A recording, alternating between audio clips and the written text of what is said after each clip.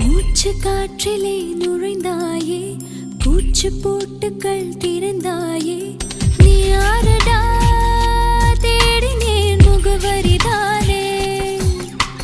வாய் கூசுதே உன் பேரை தான் பேசுதே, சாரலில் நான் காய்கிறேன் உன் விழி குடைதானா, உமையாய் நான் தேய்கிறேன் உன் மொழி விடைதானா.